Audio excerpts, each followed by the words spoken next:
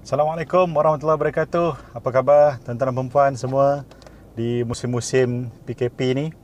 Bersama dengan ahli keluarga masing-masing, mudah-mudahan semuanya berada dalam keadaan baik dan sihat-sihat belaka. Alhamdulillah, hari ni saya on the way nak pergi beli barang sikit.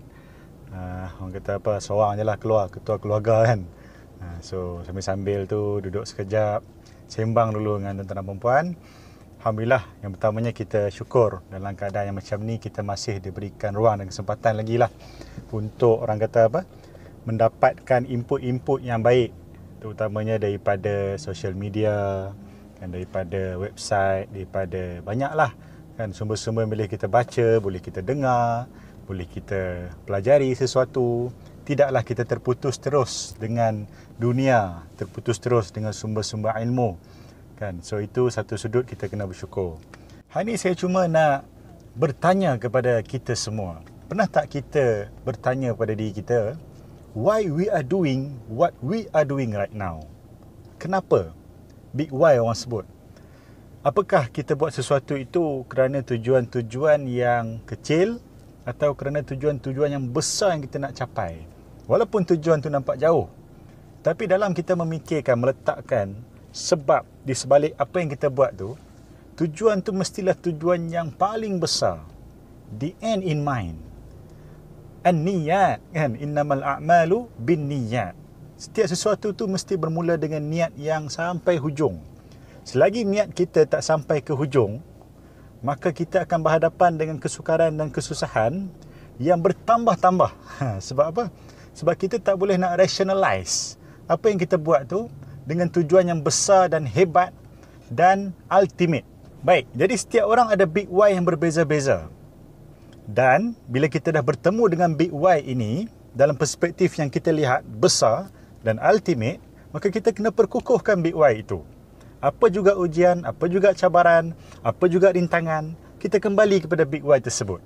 Kalau ternyata big why itu masih belum cukup besar, belum cukup ultimate, kita kena upgrade lah kan, supaya kita tidak tersasar daripada laluan yang sepatutnya kita tuju. Kita nampak macam besar, tapi kita buat sesuatu tu hanya sebab kita nak keluar daripada sesuatu yang lain, bukan sebab kita nak menuju kepada satu tujuan yang besar dan hebat. Semua orang bekerja, semua orang berkahwin, semua orang pergi belajar, masuk universiti dan sebagainya. Tapi semua orang masuk dengan niat dan tujuan yang berbeza-beza. Dan tujuan itulah yang akan menjadi faktor kepada sejauh mana apa yang kita buat itu ada nilai survivorship. Kita boleh bertahan. Ada resilience. Bila kita belajar menuntut ilmu, ada halangan, ada cabaran dari segi e-learning ke, kan, dari segi line ke, data, bandwidth dan sebagainya. Ada halangan dari segi nak kena pecah kepala sampai migraine nak fikir tentang macam mana nak memahami ilmu tersebut. Tapi kita ada big why yang besar. Kan, kita nak mendapatkan keredaan Allah contohnya.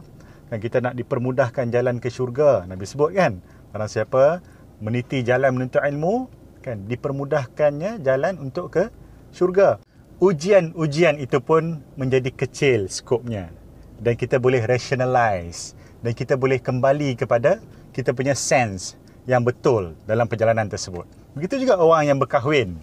Bila kita berkahwin dengan niat hanya untuk mendapatkan kepuasan yang sementara ataupun nak mendapatkan nilai-nilai yang bersifat duniawi atau material sahaja, maka bila berlaku konflik, berlaku masalah, berlaku orang kata rintangan, pergaduhan dalam pernikahan tu, kita tak boleh nak kembali kepada satu landasan yang betul.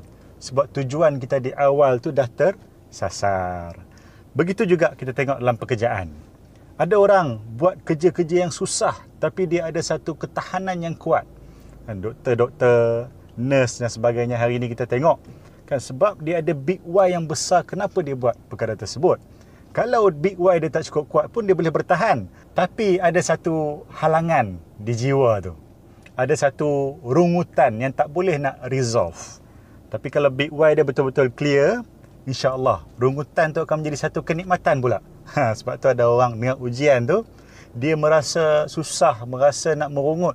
Ada orang dengan ujian tu bahkan dia menikmati dan waiting for more to come, enable to upgrade themselves. So kita pilih. Yang pertama, satu, kita kena upgrade kita punya big why. kena make sure align dengan tujuan kita yang sebenar. Yang kedua, apa juga yang terjadi dalam hidup ni, dalam rintangan yang kita hadapi tu, kita kembali kepada Big Why tadi untuk kita resolve issues in our life. Okey, itu saja. Tak mahu sembang panjang-panjang. Assalamualaikum.